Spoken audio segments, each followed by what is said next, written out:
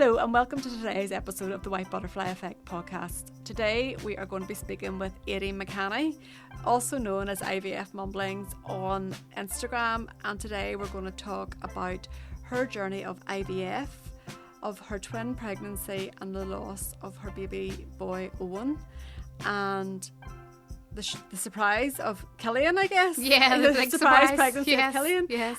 So we'll talk about that today. Aideen, thank you so much for being with us. I suppose let's just jump in there. Tell us a bit about your journey. So you're married to Andrew. I'm married to Andrew, yes. Don't ask me how long we've been married because I can't tell you. I think it's coming up to 11 years this summer. I'm pretty sure it's 11 years. Yeah, and I guess quite soon after we got married, we decided to start trying to get pregnant, and I can remember us having the conversation and joking about how we were going to be one of those couples that just got pregnant straight away. Like, I fully believed that. But why would you not, Aideen? Exactly. So why would you not believe that whenever you go through I don't know about you, I know you're from Dungiven, so your upbringing's probably similar to mine. I'm from Kilray, and my upbringing was, don't be having sex, because if you have sex you're going to be pregnant the minute you have sex. Like, yes. You know, that is exactly what my thoughts are. I often tell people, clients that I work with, I remember as a child of 6 or 7, 18, and I didn't ever think I would share this on this podcast, but as a child of 6 or 7, I remember praying that I didn't get AIDS, didn't get cancer, and didn't get pregnant. Oh my goodness. That was my 3 things. And obviously it was because of conversations that were being had at that time, whether it was on TV or home, I don't know. But I think we are in schools made believe 100% that the minute you have sex at all, you're going to get pregnant. Yeah. And so therefore, whenever you get married, why would you not think that was going to be you? And we just assumed, you know, we were young, we were 27 when we got married, just assumed that we've no health issues, no known health issues, that we would just fall pregnant straight away. And I fully believed that.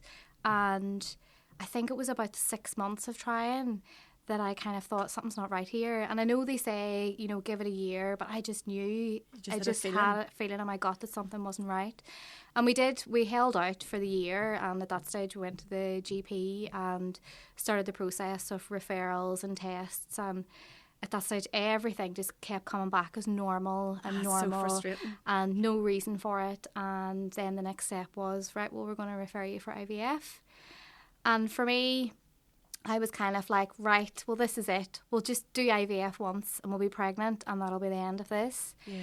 And so that whole process started, and it was at that stage where my other friends were all falling pregnant around me. Some of them were pregnant with their second child, and I just felt like we were stuck, but I also I felt optimistic because we were getting into this. And again, everybody, the doctors were all very optimistic that it would work for us. Suppose you're like the ideal client, no health conditions, young, unexplained infertility. And that's hard because I sometimes feel like if you have a diagnosis, they can alter your treatment for it. So if you've polycystic ovaries, if you've endometriosis, whatever it is, they can kind of tailor your treatment for that. When you have unexplained infertility, you're kind of just hoping for the best. They kind of just have this set treatment plan that they give to everybody that has unexplained infertility, and you hope for the best. And you hope at the end of it that you're pregnant. And unfortunately, we weren't. Yeah, and I think that's the thing. Whenever it comes to all the tests that we get done, and we've touched on this in previous podcasts, where if the results come back normal, part of you, there's a confliction there, isn't there? Yes. Where part of you is like, actually, this is good because there's nothing really wrong with me. Yes. But this is also not good because I wish there was something that I could always be wanted fixed. to know what it was, and still to this day, there has been hints along the way of what it was, but I've never had a definitive diagnosis. And also because of that, it's very easy to check a man and say, there's nothing wrong with you. They check a woman and they go, well, it's unexplained infertility. So for me, the fault was with me. Of And course. Andrew's obviously very good and would never, Make he you never feel that thought way, that yeah. way or made me felt like that.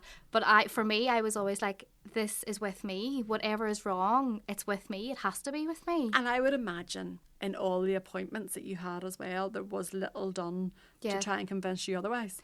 There wasn't really, no. Again, it was just, I just felt like I was repeating the same thing over and over again and hoping for a better outcome because it failed the first time. And then it was like, right, well, we'll do this.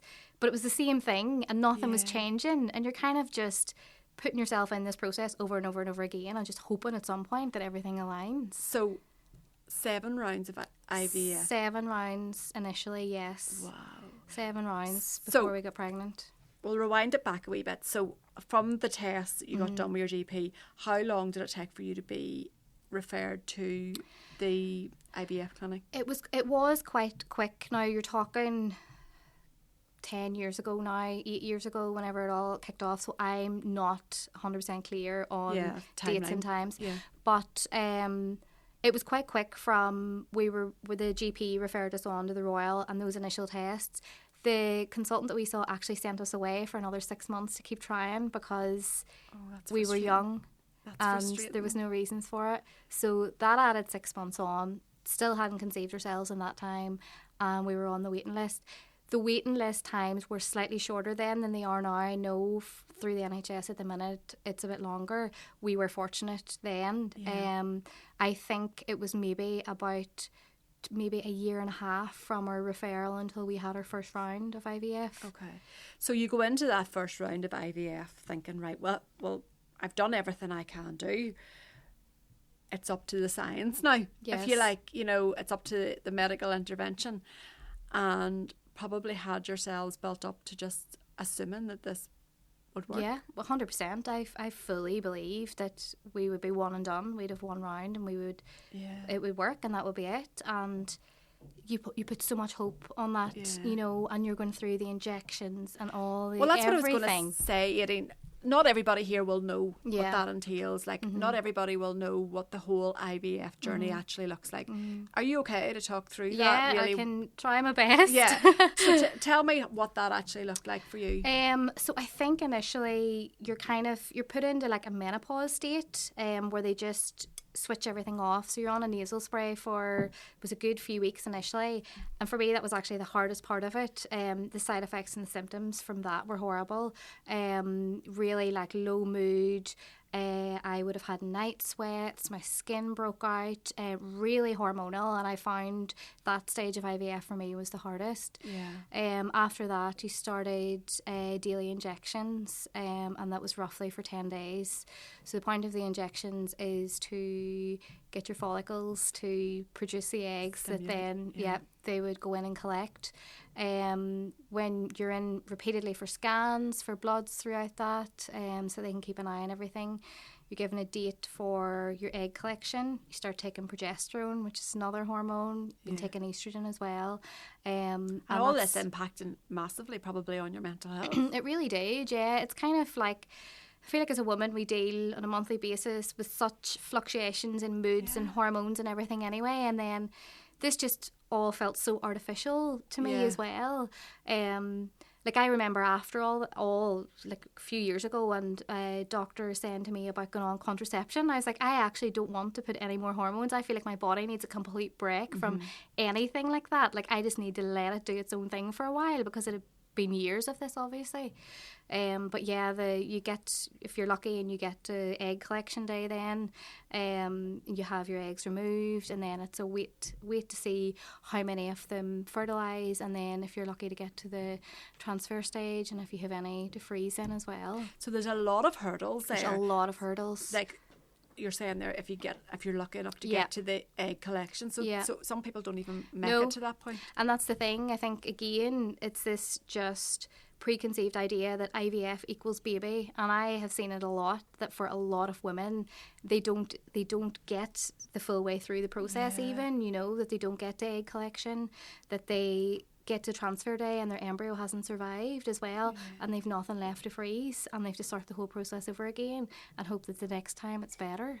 And I really do take my hat off to you, because you, through your IVF Mumblings page on Instagram, have kept people informed of your journey and what it means to you and the difficulties, and laid it all pretty much out on the table. And I think, you know, people need to understand these things, because I haven't been through IVF, but my belief would have been, oh, if I go for IVF, I'm going to have a baby. Yeah, you know, 100%. like probably like yourself, Yeah. the first round. Yeah. You know, so first round, you then find out that things didn't go the way we wanted them to go. Yeah. I imagine that was horrific for... It was, but we also had 3 more embryos in storage and freezer at that stage. So although it didn't work, I feel so much better whenever I have a plan in place. Yeah, and course.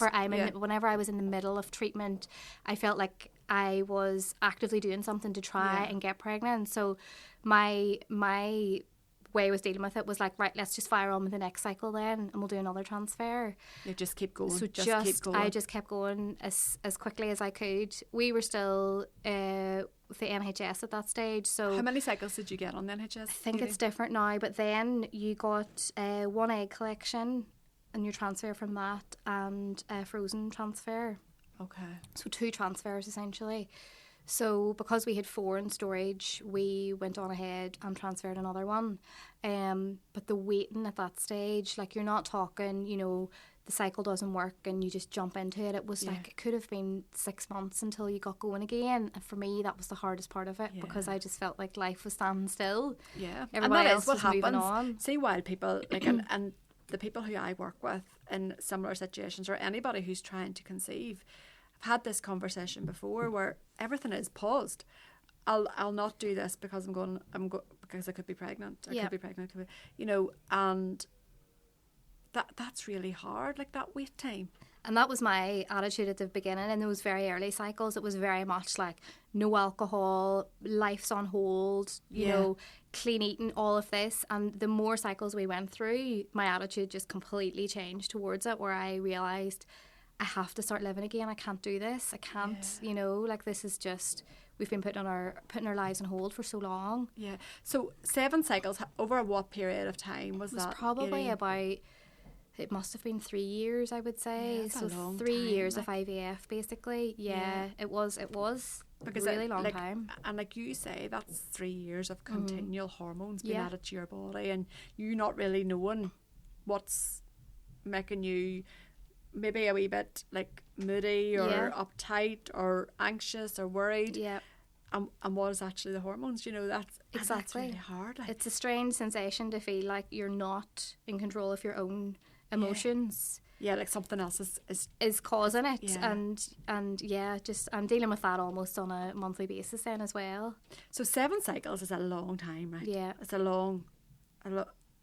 How did you keep the hope alive, like? There was always something in me. We were fortunate. I hear a lot of people that have gone through 3 cycles and they stop, and it's financially, it's so expensive. Yeah. We were fortunate that we could afford it in a sense, and that's privileged, and we were lucky to be able to pay. Yeah. We paid for essentially 5 rounds ourselves. And it is expensive. It's thousands and thousands of pounds. Now, we saved for that. I'm not saying we had that money in the bank account, you know, like other people. We had to save, we had to take out loans and all the rest. But I had read somewhere that whenever I was in the depths of it and was feeling like, what is the point in this? And one of the consultants had said to me at the time, you know, the more rounds you do, the less likely it is to work. But whenever I researched it, the research was saying the opposite, that the more rounds you do, the more likely it will work. And I always clung on to that, and that's the reason why I kept going. I also needed closure. I needed to have gone through all of that and to have had a baby at the end of it for it to have felt like it was justified. Yeah. Like, I could not walk away with it. I was at the stage where I was having conversations with Andrew about potentially going down the egg donation road, because I needed to be pregnant and have a baby at the end of this for it to have made sense. I imagine, and you can tell me if I'm right or wrong here, Aideen, but I imagine the more that you do, the more that you nearly need to have that outcome. It's almost addictive. Yeah, because it's almost addictive. It if really I go is. for one more cycle here, maybe it'll work. Yeah, there was always just that little bit of hope. It was the not having a diagnosis. Yeah. You know, nobody could say why it wasn't working, and I just thought I just have to keep going with this. Yeah. there has to be a positive result at the end of this. Yeah. So that takes us on to the next point. So was it cycle 7 or cycle 8? Cycle 7. So cycle 7. Uh-huh. And so tell me how cycle 7 was different. So I can't really remember. At one point it was mentioned after one of my egg collections, one of the embryologists came in and said to me, your eggs look a bit grainy. And I was like, okay. I was just awake after being sedated, and I was like, right, okay. And he was like, so it looks like egg quality might be an issue. And I was like, right, okay. So we went on, and I think we ended up with 2 embryos from that cycle, and we did the 2 transfers and they didn't work. So then whenever we went back for a meeting with the clinic, and I was like, right, what can we do? I've been told that this is the issue. So they kind of put me in a different protocol. They put me on a lower dose of the stimulation drugs over a longer period of time. And what happened was that I was getting loads of eggs. I was getting like 20 eggs every time. I was getting loads of eggs, but they weren't necessarily good quality. So we had a big drop off. Yeah. Big drop off from egg collection to embryos that we had. So I would have had like 20 eggs, but maybe only 2 embryos. So talk to me about that as well, Aideen, because I know not everybody will know this. So you, in the egg collection, you've 20 eggs. Yeah. And they're graded. In what way? Yes, so they would obviously be fertilised with the sperm then. So you'll lose some. Some of the eggs won't be mature, so you'll lose those. They won't fertilise. So you end up with basically embryos, so fertilised eggs. And yes, there's a grading system as well. So A would be the top graded, and I think it goes to a D, and that would be the lowest grade one. And so D graded eggs can't really be... Well, they can, because my friend actually has a baby with a D grade embryo. And I'm sure, you know, your friend probably was a wee bit disheartened whenever she was told. I'm sure she was. Yeah. Everybody gets so, and I've done it too. You know, a lot of our embryos were grade B, and why are they not an A? Exactly. You just always want it to be the best possible, and you think, right, well, if it's an A, it's going to work. Yeah. But we transferred 2 A's, and they didn't work either. So it matters so little, and I think anybody that's in the whole IVF journey will get so hung up on that too, and it's hard not to, but it doesn't always equal a baby either. Right. So what grade was your egg that you ended up pregnant with? So they were both grade A. They're both grade A. Yes. Right. Okay. Yes. So tell me about the 7th round. So tell me how. So this was all completely different. Yeah, well, I mean, it was much the same. So actually, what happened was I ended up with OHSS, which is basically I had so many eggs. My body was like producing so many. My abdomen was swollen. I was so bloated. I was sore. Yeah. So after that, I had to do a freeze-all cycle. So basically, they couldn't do a fresh transfer because if they put an embryo in, it was highly unlikely to work because all of that was going on. So we put 4 embryos in the freezer. They were like, you can do it next month if you want. And I said, Andrew, let's just go on holiday. Like, I need a break from all this before we start again. The old holiday Christmas, oh yeah, the old, just go on holiday and you'll get pregnant. Yeah. We've been on many holidays and did not get pregnant. I can confirm that is not a fact. I know. And you know what? Like, I talked about this previously, where sometimes we're told that, go on holiday. Yes. And what we hear is, go on holiday and you'll get pregnant. Yeah. But the reality of behind somebody saying that is generally go and try and relax and get the stress levels down a wee bit. Like, I think that's the point I always make is that for the first year that we were trying, I was pretty chilled out about the whole thing and I didn't get pregnant. Yeah. You know, we were just newly married. I was pretty stress free. There wasn't, there no was real pressure. No. Yeah. So that's always my stance on it, that I and if you think if someone's gone through 7 rounds of IVF, you're pretty stressed out by that you're stage. Probably very stressed exactly. out at that point. And that's when it worked. So yeah. So you then went back. Probably, I'm imagining, probably thinking to yourself, it's going to be the same old. After 7 times, there has to have been a part of you that was like, I'm really hopeful here. But also, the chances are that 6 times previously, it hasn't been what we've wanted. So I'm sure the wall was up. Expecting. Yeah, it was. And the consultants, as I've said, they didn't think it was going to work. So they were like, why don't we just, we had, I think 6 embryos in the freezer. And they were like, right, well, why don't we transfer 2? And I was like, great. Because in my head, we're doing all these we've done 6 single transfers up to now. So the 6 previously were all singles, in and all then single transfers. And this was the first time we transferred 2. So yes, they suggested transferring 2, and we were both happy with that decision. And transfer was fine. I waited until my test day. Wow, and couldn't believe it whenever it was positive. That was the first positive pregnancy test we'd had in 5 years, and That's I just unreal. couldn't believe it. I was so shocked. Unbelievable, and I can only imagine at that point excitement, but also fear. Mm-hmm. Yeah, it was incredibly scary. And I think I was just in a constant state of waiting for something to go wrong. Yeah. And at around 6 weeks, I did think something was going wrong. Andrew was working. I went to the toilet and there was blood. Oh dear. And I thought, this is it. This is the Hope's slap gone. in the face after us finally getting pregnant. I'm going to lose this baby. And I phoned the fertility clinic and I said, I have had a bit of bleeding. And the doctor said, right, well, if you keep bleeding overnight, go to the hospital. If it stops, come in the morning and we'll scan you. So I went in the morning with Andrew. He had been on nights and he came home and the two of us sat. There was an egg collection going on at the same time and we sat in the waiting room for an hour. It was the longest hour of my life waiting to go in for that scan. And eventually got in for the scan and consultant scanned me and he showed me and he said, look, everything's fine, there's a heartbeat. Couldn't believe it. The relief. The relief. And I said, is there just one? And he moved the scan probe and he said, no, there's 2. Oh my word. After all of that. All of that. And I just felt, I just burst out into tears. I just felt like after everything that we had been through, that this was our justice. Like, we deserved this. We were getting 2 babies out of this. That was us done with IVF. That was our family sorted, finished. And it was just in the back of your head, probably saying, I knew it. I knew it if I just kept going. Yeah, I just 100%. Like, and that, like, there's something magical about that whenever you know your intuition's just right, like, isn't it? Yeah.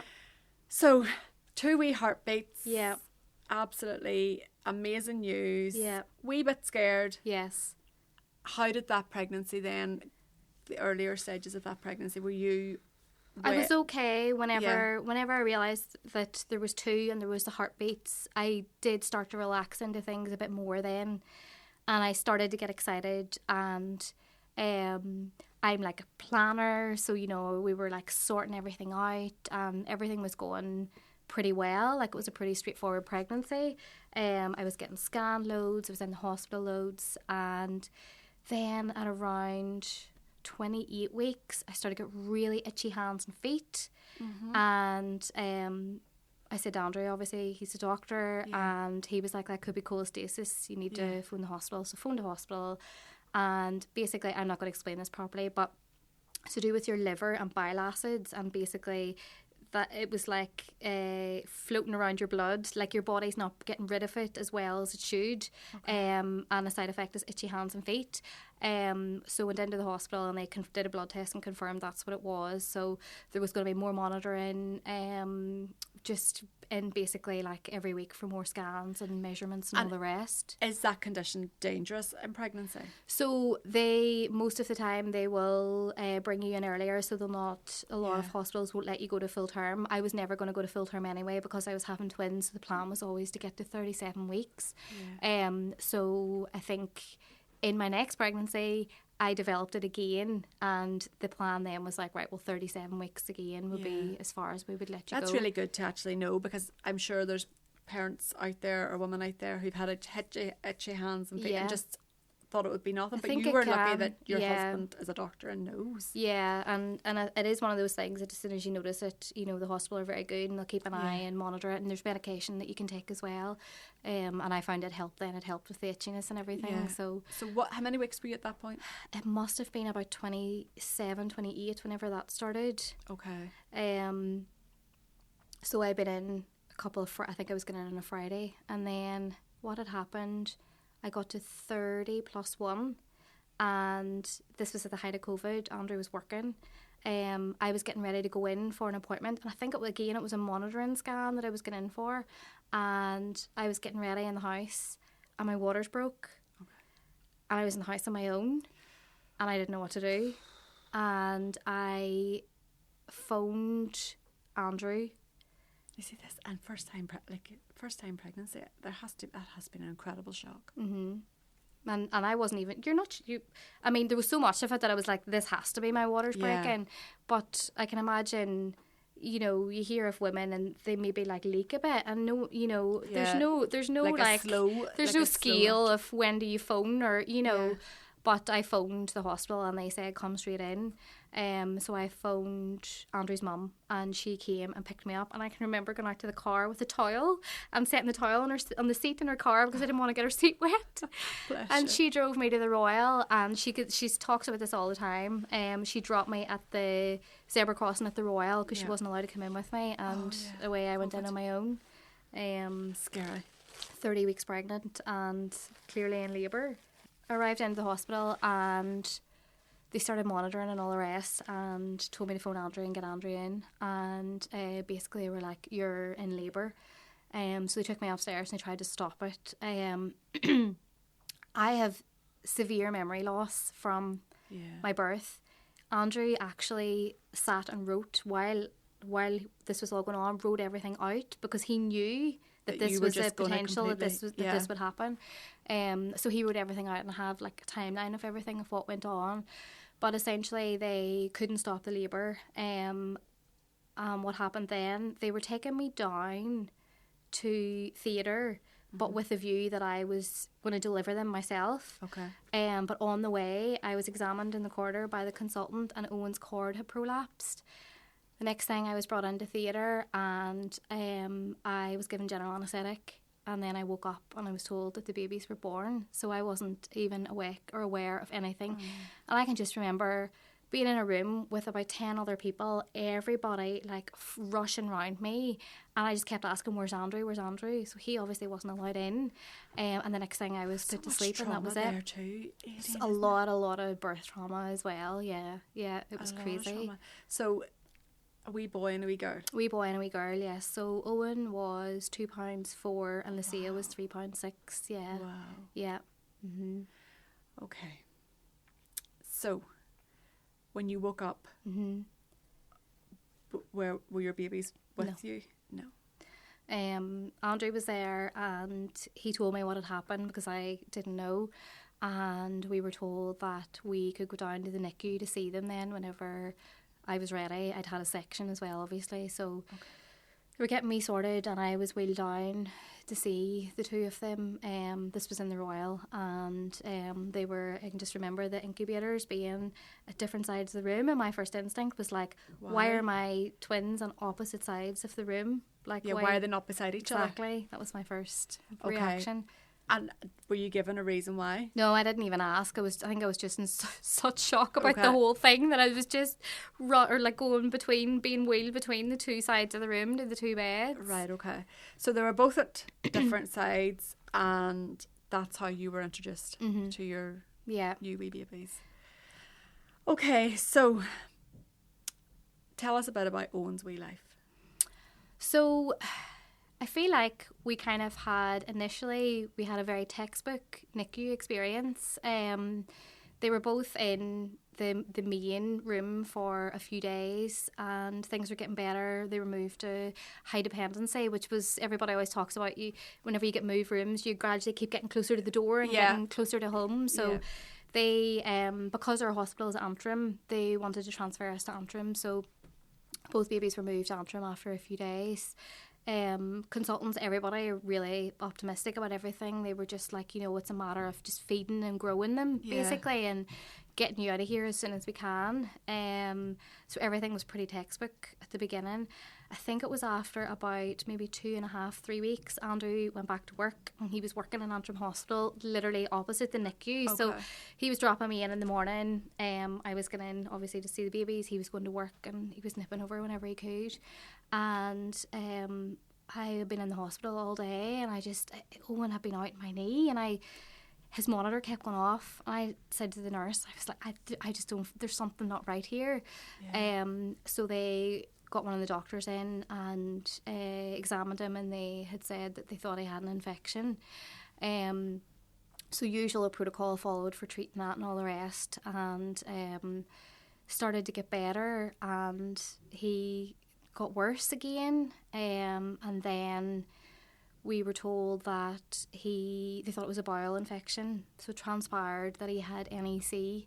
Okay. I can't pronounce it, I'm not even going to try. I know. But basically it's an infection in the bowel, which is quite common in premature babies. So there was talk of surgery and moving him to the Royal. So he got moved to the Royal. Lucia was in Antrim. I was expressing milk and trying to establish breastfeeding with Lucia in the Antrim NICU, and going over to Owen in the Royal NICU every day. So we were like trying to split our time between the two hospitals. Horrible, horrible feelings. Feeling like you're prioritising one of your children over the other. And also, a mummy who's just been through a C-section, trying to, like, I know Antrim and Belfast, like, it's quite a distance. Yeah, it's especially good. when you're trying to fit in, yeah. like, seeing both And your I babies. can remember getting phone calls from Antrim to be like, we don't have enough milk for Lucia. And Andrew rushing up to Antrim with milk in the middle of the night to drop it off, because it was just, you know, it was torture, you know, it really was, trying to divide our time between the two. Has to have been, Aideen. So you fed, you were pumping so that Lucia could be fed, and then being with Owen. Yeah, but also like trying to get up to Lucia to establish breastfeeding with her too. So, and I was going, you know, I would have been in with Owen, and then I go to Lucia, and she was sleeping and had no interest in being fed, and you just felt like it was a waste of time essentially, because I was like just trying to get one of them home, you know, when all that was left to do with Lucia was to get feeding established, and then we could at least get her home. Yeah, but you would know that she would be fine. Yes. And ready. And it might be easier if she was at home. And Andrew could maybe have... Exactly, going between the Royal that way. Like, it made sense. Because you live in Belfast. And we're in Newton Abbey, so we're kind of between the two hospitals. So I was like, well, if we get Lucia home, then we, you know... Yeah. At least that makes the whole thing easier. There's less guilt of running between the two hospitals. Oh, my word, Aideen, I can't even imagine. Yeah, it was crazy. Like the moral conflict going on there, and it was crazy. I, at the time, couldn't even let myself think about it. And like, also, the shock of two babies being here so many weeks early. Exactly. And probably not everything prepared. Like, we all try to be and I know you've said you're a planner, you try to be as prepared as possible, but how do you be prepared for you can't. You just can't be, like. No. So how many days was Owen then in NICU altogether? So it was a total of 7 weeks. He was 7 weeks old. After he had 3 surgeries, and after the 3rd surgery, the consultants told us at that stage that there was nothing that they could do. Essentially, the infection had taken over his entire bowel, and they couldn't do anything to save him. So we were told that we could get... Now, this was the height of COVID, and they were brilliant. They gave us a room. They brought Lucia from Antrim. Yeah. They let us have any family members we wanted in that day. Yeah. And that means a lot. Like, it did, because I feel like if people hadn't got to meet him, then it would almost have been like he hadn't existed, because again, it was COVID, so it's not like, you know, the grandparents could nip in and see him or anything like that. So nobody had met him. Like, my family were just relying on daily updates and photos about what was going on. Yeah. So the fact that they were able to come in, and essentially we had close friends in, we had our parents, our siblings, so everybody got to meet him. And unfortunately, so we were given the decision that we could turn his life support off. and on the morning that we were supposed to do it, he died himself. So that was taken out of your hands. Yeah. Which is a decision that no parent should ever have to no, make. but I was glad that we didn't have to do that, Yeah. because that was the thing that I was like, I can't believe that we have to choose to end his life. Yeah. And to do that. Yeah. But the fact that he did it himself was like Yeah. a final gift, almost. You Yeah. know? I know what you mean by that. Like, as Yeah. much as it's not in any way a No, gift at all. no, but but it was that in decision out of your hands. in that scenario. That was the Yeah. best case scenario, was that we didn't have to do it. Aideen, so you're in the Royal. Your wee boy has just passed, but you still have to be mummy Yeah. to Lucia. And there is a photo of me that I've shared on Instagram, and it's about an hour after Owen died. One of the nurses came over and said, I need you to pump. And there's a photo of me sitting expressing an hour after he died, and because I had to express milk for Lucia. And I actually remember just looking at Andrew and laughing and being like, Is this, like, how What? can this even be? what is this? Like, what is this? And like, part of me was like, this is good, this is purpose, I have to do this. But the other part of me, I just wanted someone to say, we've got donor milk here, don't worry about it Yeah. for now. That, you Yeah. know, this is going on, just focus on this. Yeah. You know? And was donor milk never an option then? Okay, it was like, Yeah. I could have turned around and said You I could didn't have want done to, that, but I just but wanted. every part of you. But you have so much guilt about expressing and breastfeeding and all of that anyway. And whenever your babies are so sick, and the only thing that you can do for them is express milk, Yeah. you just want to keep doing that. I've So- heard that before, Yeah. like, from other mummies. Like, you know, I know I've been following you for a while now, Aideen, like, and we know each other to an extent. But you have, in one of your articles that was done, like, you do talk about this openly, and I know from the client work that I do that you're helping so many people. Thank You you. probably don't know that. You probably don't see it as much as what I would see it, but you are helping so many people. One of the things that you have talked about whenever you have described Owen passing is that you were heartbroken yet happy. That Yeah. has to be tough. It's the strangest thing, and I kind of feel like that's how it started, and it has evolved and continued over the years. Like, that's just how I live my life now. You know, 3 days after Owen's funeral, we brought Lucia home, and I had this baby that I had been trying to have for 5 years. I finally had her home. But my other baby had died, and I'm just like, what do I do in this situation? What am I supposed to do? So I just put my grief in a box and focused on Lucia and got on with it, because I did not know what else to do at that time, and there was nobody telling me what to do. Yeah, and this is it. Like, it's something that I talk about quite frequently with clients who have other children. The mummy mask comes on because 100%. It like, went on then, and it hasn't come off since. Yeah, I would. Yes. So Owen's like 7 weeks, like, you know, of not knowing how things were going to go, of continual surgeries while still having to be mummy to Lucia and give her the best possible start in life. Like, you and Andrew have really, really been through like, you went through an awful lot to get to the point of conceiving the twins, and then for this to happen. So how did you deal with this continual? I just remember saying to Andrew, we just have to focus on giving Lucia the best possible life now, and that has always been my mentality since. Back to that moment, Aideen, where the surgeons, the consultants told you there's nothing else they can do for Owen. How did you process that at that point? Like, how?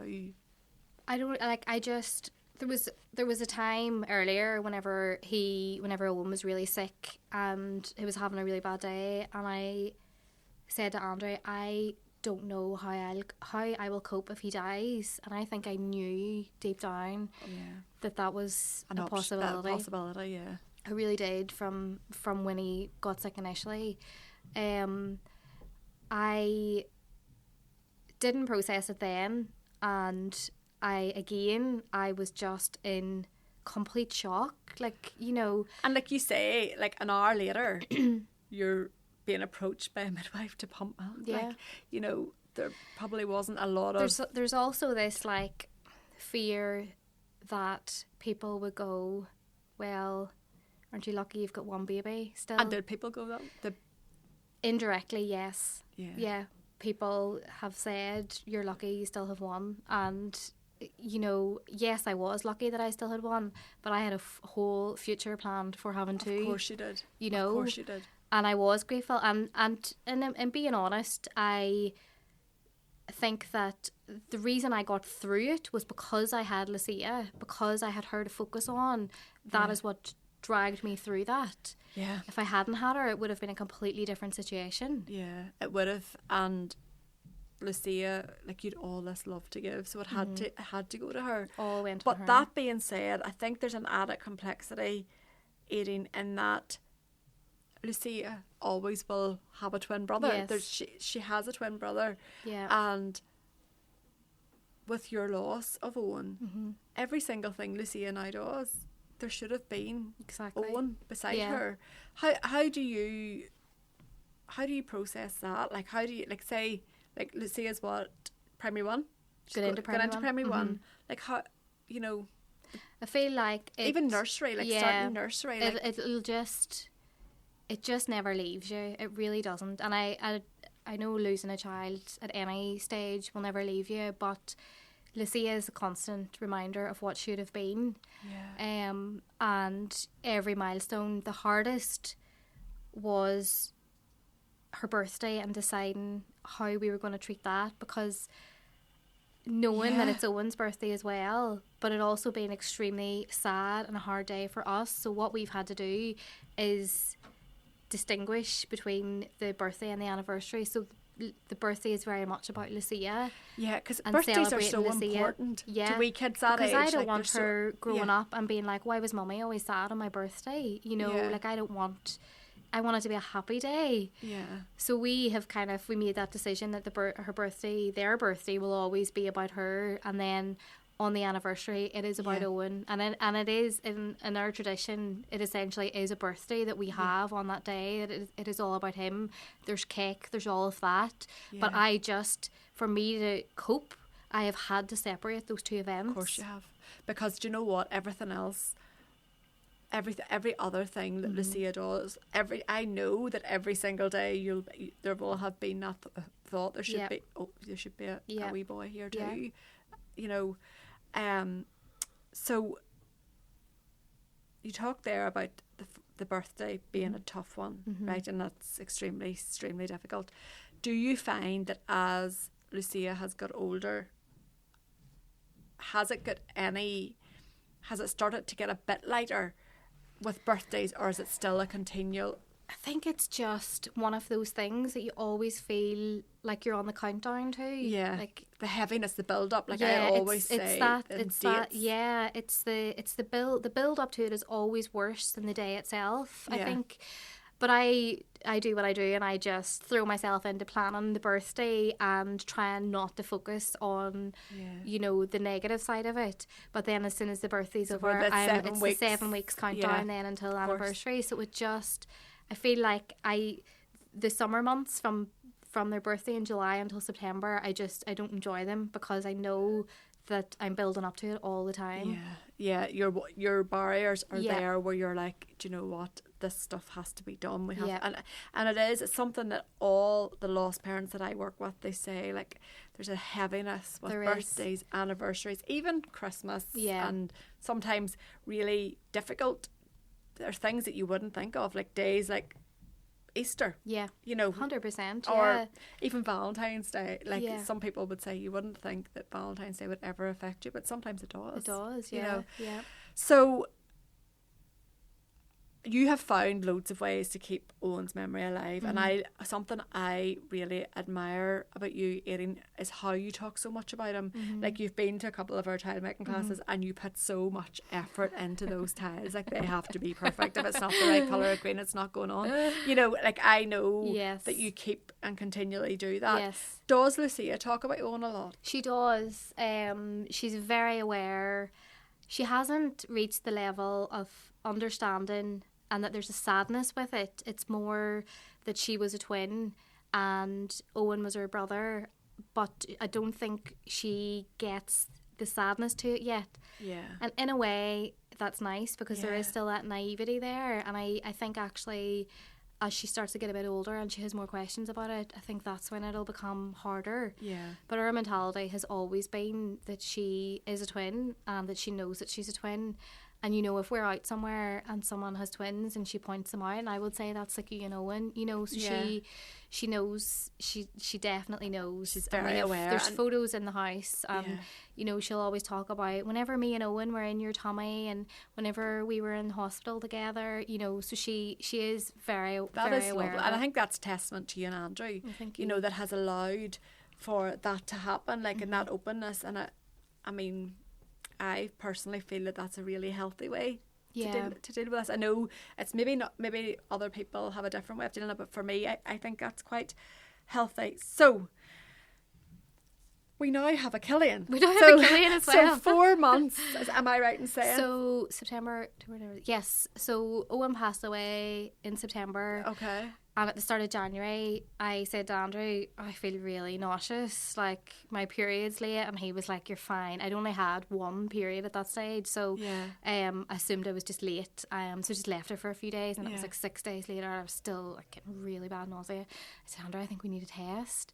And he was at work. I was in the house on my own with Lucia. So he came home from work, handed me the pregnancy test. I went upstairs. Before I'd even got up at the toilet, the test was positive.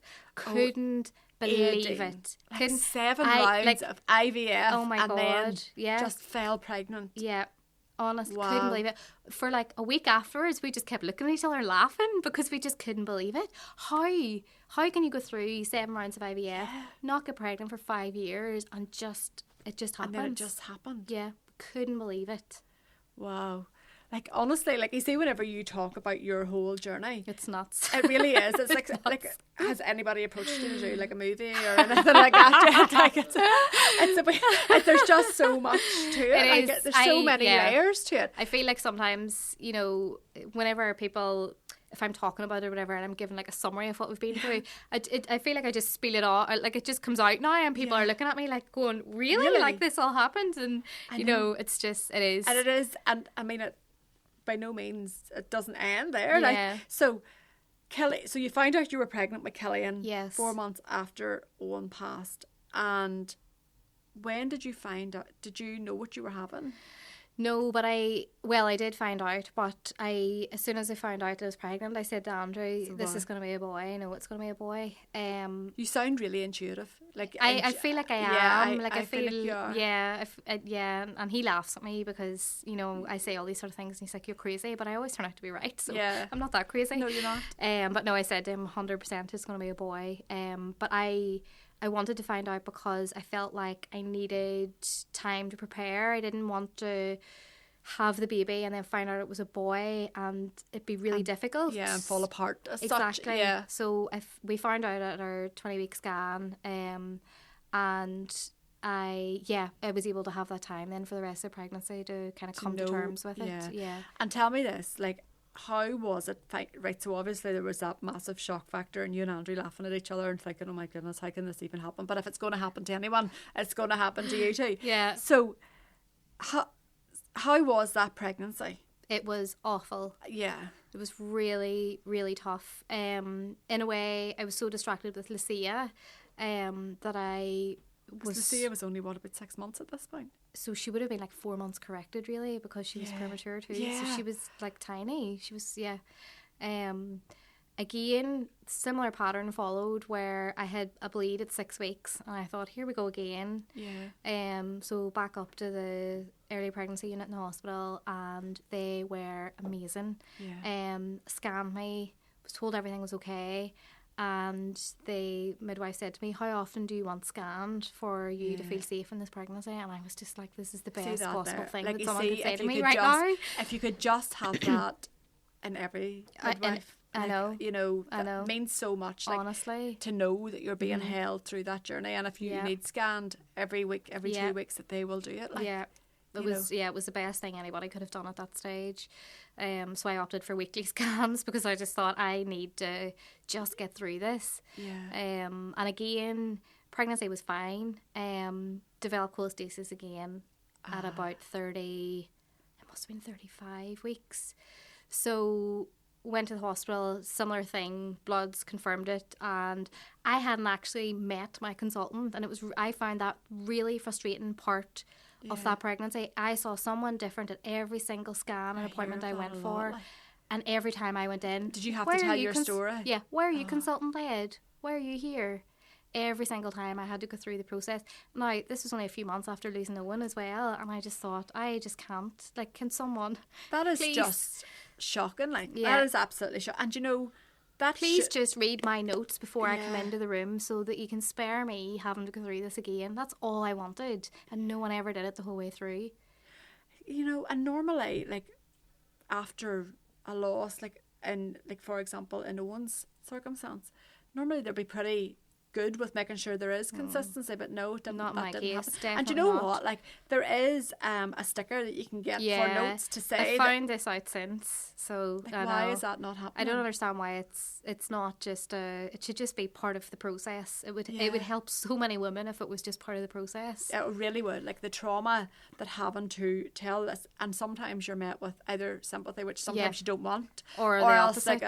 Like like, you know, it just depends on what you're met with. Exactly. And every single person that you're meeting or every consultant that you're meeting will be have a completely different way of dealing with it. And like, that's really, really annoying actually that was your experience. I hadn't seen my consultant, so whenever I went in to the hospital about the cholestasis, they said you have to see your consultant at your next appointment. And the whole way through the pregnancy, like, every doctor I saw, I didn't know how do I deliver this baby after all of this. I was going, do I try naturally? Do I have an induction? Do I go for a section? Like, what do I do here? And nobody would give me the answer. And whenever I saw the consultant at 35 weeks, he said to me, if you were my wife, you would be having that baby at 37 weeks. And I was like, well, thank God somebody has made a decision. And it's just going to say. So he booked me in for a section at 37 weeks. So I was sent then, so I was 36 weeks at that stage. So then I'd found out I was having this baby next week, and I was like, oh my God, I'm not ready for this. I was sent to Antrim for steroid injections for his lungs. Okay. So I'd had the first injection that day. Went in on the Saturday. Andrew was in Tesco with Lucia, and went in for the second steroid injection. And the nurse was like, "How's the movement?" And I said, "Well, actually, I have noticed it's a bit less today." And she was like, "Right, we'll just put you on the monitor while you're here." And it just escalated into a whole emergency situation. Of course it did. Of course it did, because drama follows me. So I had to phone Andrew. Andrew had to go and drop Lucia with his mum. Did he get came the into the groceries? hospital. I have no idea. I couldn't tell you. My hospital bag was in the boot though, for some reason. Okay. So he came in with the bag. I was wheeled into delivery, and then they were checking everything with Killian, and basically his heart was dropping. But then it seemed like it was fine again, so the plan was to keep me in overnight, monitor me again in the morning, and then send me home. I would come in 37 weeks as planned for the section, and they brought me up to the labour ward, and Andrew went out to the car to get the bag, and he came back in, and by the time he came back in, I was being wheeled back down again. And they were like, "No, you're having this baby now." So he was another emergency section. Thankfully he was awake this time, but again, another really traumatic birth. And unfortunately he was also a week early. Well, he was 4 weeks early, but a week earlier than full term. So we ended up back in Antrim NICU exactly a year later, which was horrendous. Which was awful. It was awful. And you know, like, I'm just, as you're talking, I'm thinking of like the whole thing. There's just so much to it. But also for Andrew, who's watching all of this, like, and also has the medical background, who knows when things should be done or when they're, and that has to have been really difficult for him too. Yeah, and he's very level-headed, and doesn't stress. Like, there's no stress in the man at all. So that was good in a way that he was so level-headed. Like, him writing those notes whenever I was in labour with the twins, like, that was just typical Andrew, you know. But it was very much like just putting me first and making sure, you know, like, I was okay mentally, you know. and just being there, and that was all. Like, that's all. What else can you do? Like, I you know, it's just a lot. Like, the two of you have been through so much, like so much. So Killian went to NICU, and how long was he in NICU for? He was in for a week, which was really difficult because that was the longest I'd ever been away from Lucia. Killian had jaundice. He was in initially just to establish feeding, and then the jaundice they were monitoring it, and they let us home, and then we ended up having to go back in the next day, and I had to stay in with him then in the children's hospital to get the photo light therapy. So that was really difficult because I didn't know. I went in for a steroid injection and came home a week later with Killian, so I didn't even get to say bye to Lucia. Not that she knew what was going on or anything, but that was really difficult being. I can remember one morning Andrew video calling me. She's still tiny, probably at this. Like, what was she at so this she point? would have been. There's 13 months between the two of them, so she's just over 1. Yeah.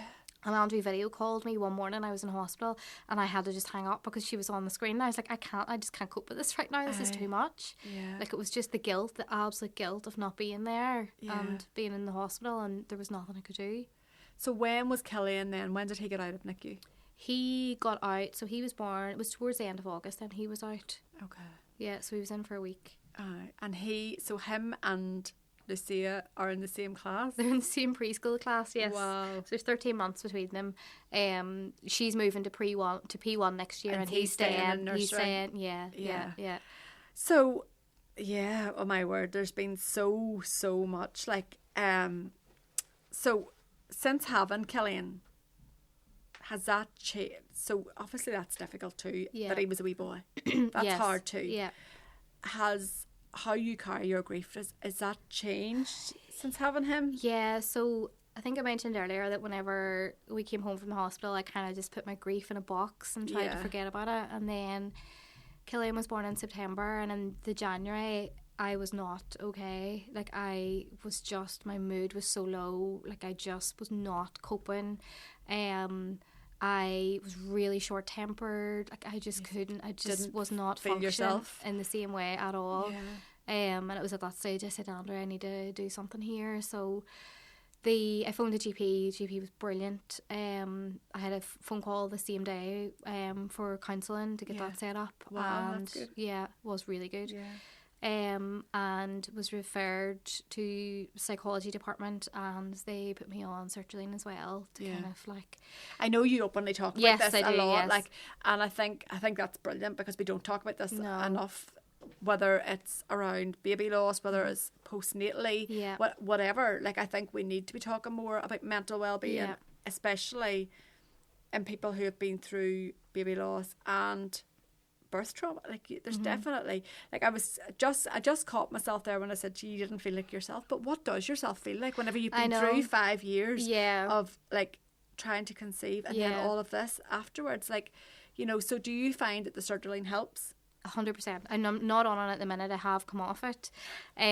For Texas to another conversation. Yeah. So I'm not off it, but even whenever I came off it, I noticed a massive drop in my mood again. So for me, when I can go back on it, I'll be going back on it again because it massively helps my mental health. And if I have to be on it for the rest of my life, I'll be on it for the rest of my life. Yeah. So tell me this, right? So Killian, and I follow your stories. I love watching Lucia and Killian. Like, I think they're class. I think you and Andrew what you are doing. He's been away for a year. Yes. He is he's doing consultancy He's training. doing a fellowship in Dublin, so that's him finished as a consultant now. So fabulous. He's thankfully home.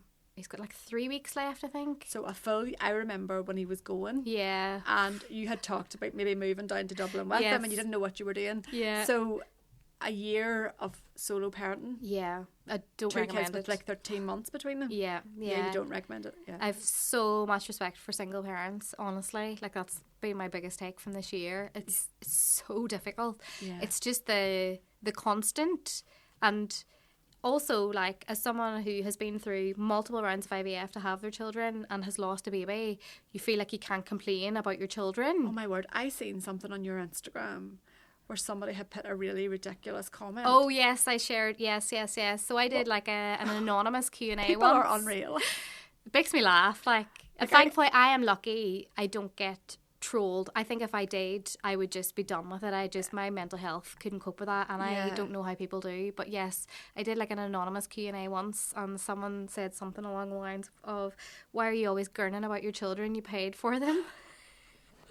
People are, I always say, like, I done like a coffee thoughts thing the other day, and I was like, people are class, but people are also dicks. Oh like, my you meet God. so many brilliant people, but you also meet so many arseholes. Oh my, like, Don't you, what in that person's head? I what- I wanted what's to know, wrong? I wanted to have a conversation with them. I wanted to know who they were so I could speak to them and be like, Where are they at in their journey? Because exactly. there's obviously something. There's a reason for that, and that's why I didn't get annoyed about it, because I was like, there's clearly something going on with them. Yeah. But yes, I actually did just laugh about it, because I know, it's just 'cause whenever I saw it, I was like, Aideen, fair play to you for sharing that, because but you have to be like, I have to be able to say that I find parenting hard. You have to be course, able because to. it is hard. It is hard. It's bloody hard. It's it is hard when you do it doesn't it your mean own. you don't love them. Like, Exactly. you absolutely do, but it is difficult, and Yeah. how you've done it for the last year. Fair play to you. Fair play We're to going you. on holiday at the end of it. Good. So, Killian is what age now? 3? He is 3, be 4 in August. 4 in August. Yeah. And where are we in our journey? So I don't really know why, but we thought it would be a good idea to do another round of IVF. Of course you did. So I think the way to kind of explain it is, Killian obviously wasn't planned. Yeah. I had him when I was in the depths of grief, and Lucia, there was 13 months between the two of them, and I was in survival mode for the first year at least. I have so much memory loss from around the time that really he was born. and truly, you haven't got that, ever had that lovely bubble. No, of ever. the first Ever. 6 months, first year. And also, both pregnancies were COVID. I couldn't get out of the house with the two of them because they were both so small. So I feel like my maternity for both of them as well was just completely different experience to everybody else. So yes, we decided that we would try naturally because we didn't really know where we were. Obviously, Killian was natural, but weren't really expecting anything. And we said we would give it a year, and a year passed, and I hadn't fallen pregnant, so we decided to do another round of IVF. And I am currently 4 weeks and 3 days pregnant. I know. And you know what? Like, I know we're laughing about it. I know. Aideen, but I know that this is really, there's so much anxiety with you as well. Like, and it's amazing. It's where we want to be whenever we're in an IVF journey. Yes. But it's also probably very, very debilitating, the anxiety at times. Yeah, and I chose to share it on Instagram again. Which I think is amazing. Like, the whole way through this, you've chosen to share every part of your IVF journey, which has been really educational actually for me. Yeah. And for probably loads of other people. Yeah. So I was actually just yesterday that you announced it on Instagram. Yes. So I was delighted to see it. Thank but you. I also know Yes, so I feel like it's so lovely being able to share, but then it's also this like, whoa, why have I told people, and what if something goes wrong? But then I also know you can wait to 12 weeks to announce your pregnancy and still lose your baby after they're born. So if anything were to happen, I would talk about it anyway. So I've chosen to put it out there for the whole world to know. And do you know, I know that I seen the comments on your post yesterday, and I was like, do you know, there's so many people rooting for you. I know, here, and it's lovely, amazing. and in a way, like, it helped me, and that's how the Instagram account started. Whenever I was in the pits of IVF, I didn't know anybody going through IVF, and the account started because I wanted to share it. It was to help me to put it out there, and you've think of how many people you've helped since the beginning of that. Like, it's just unreal, and I'm sure your DMs are probably going constantly with people wanting advice. And like, I know, like, from the clients that I work with, especially ones who've maybe lost a baby, and they're like, you know, should I be and trying to conceive and going that journey not going very far for them. And then they don't understand the IVF journey. And, you know, it can be scary because, like we talked about earlier, it can sometimes just be like writing blank checks. Like, you just don't know how much it's going to be. Yeah. And having the IVF Mumblings page, which you have created, helps people to understand that, like, and what they can expect. So, you know, I suppose from me and from the people who I know that follow you, just thank you so much for being so open and so honest about it all. And as a parent, I just want to say thank you for coming on and doing your moaning, because because it does keep it very real. Like, and you know, like it's nothing that the rest of us aren't doing. Exactly. Not on screen anyway. And I think fair play to parents who can get it compose themselves and keep their 100%. shit together all day. I will never be that kind I of will mum. never be that person either. But I think it's important, especially for newer mummies, to see that, you know, there isn't this expectation that you have it all. Like, I know whenever I was pregnant with my first wee boy, like, I just wanted my house to be perfect the whole time. If people were coming in to visit, I didn't want anything out of place. And I mean, it never happened, but like, that's what I was striving towards. Your expectations. And that's the expectation you put on yourself. So I think having accounts like yours keeps it real, and I love that. Good. So I'm glad. So thank you so much, No problem. Aideen, for coming in and chatting with us, and thank you for everything that you do for this community. Thank you very much. And I will be wishing you all the best in the next part of this journey, Thanks as will very much. everybody else, I'm sure. Thank you. Thank you.